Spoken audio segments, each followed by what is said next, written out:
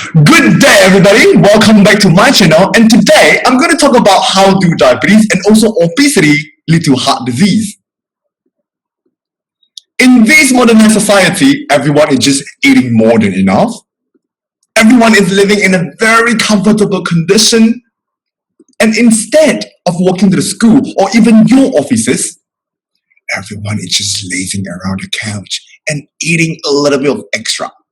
Well, do you know that these can actually increase the chances of you getting type 2 diabetes and also obesity?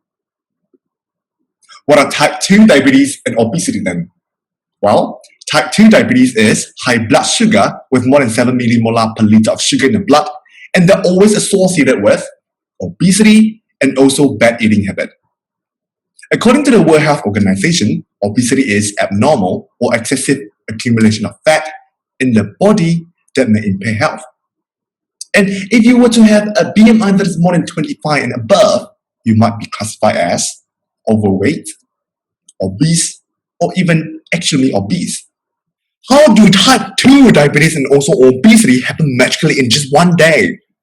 Come on, you know that is not possible, right? So don't need to think about that. Well, after your meal such as your breakfast or dinner, pancreas releases insulin, and this insulin will go into the bloodstream and help the organ to absorb the sugar.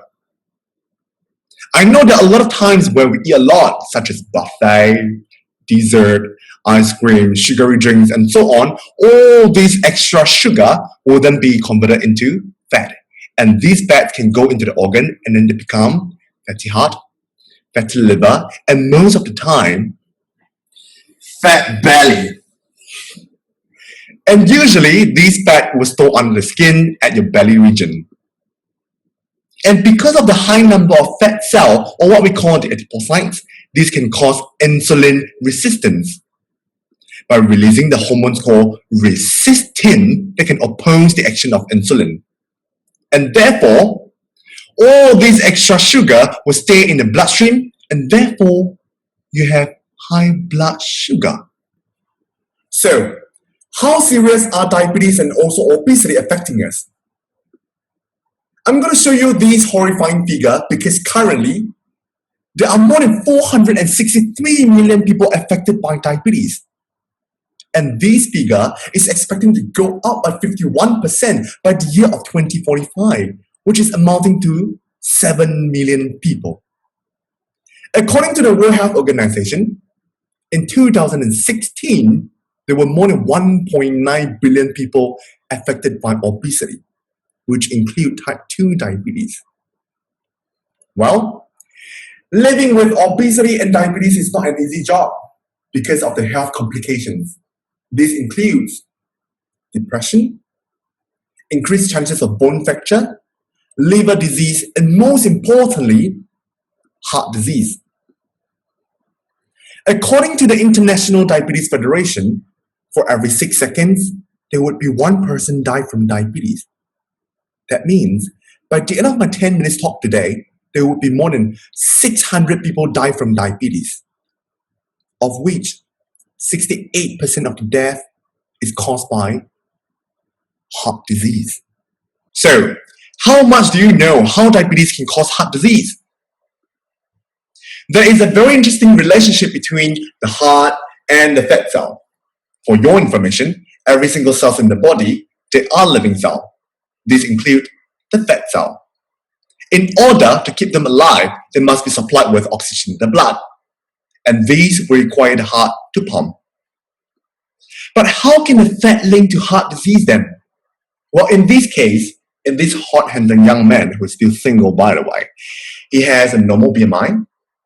That means he would have a normal number of fat cells in his body. So the heart would just need to pump as per normal to supply the oxygen in the blood. But in this case, if I were to be obese, I would have a higher number of fat cells in my body. But how can the heart pump more efficiently to those extra fat cells, considering that I have the same size of the heart but with a bigger body surface area? Well, the heart can pump more forcefully or faster as a compensation mechanism. In order to pump more efficiently or more forcefully, the heart can undergo a process called hypertrophy. and this is thickening of the heart muscle fiber. These can increase the blood pressure in the heart chamber and circulate the blood throughout the whole body.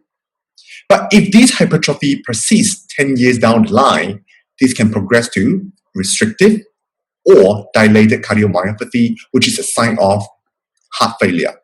And you know what? This process is irreversible. And what is more important here is pathological hypertrophy, which is bad hypertrophy, can increase the risk of heart failure twofold in men and threefold in women.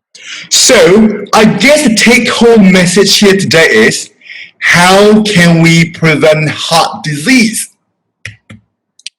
Come on, you guys must be listening carefully just now, right? I told you, fat cell linked to heart disease. So therefore, by reducing your fat cell, this can effectively prevent heart disease. How can we do that then? Well, this can be done through positive lifestyle changes, which include active lifestyle, eating healthily, and also do a lot of exercise. Come on, just right before you go, let me tell you one secret. My phone number is... okay? Just kidding. Well, so lame. Anyway, so next week, before you come back, I'm going to tell you what is the best type, or at least the most effective type of exercise that can prevent heart disease. Peace out.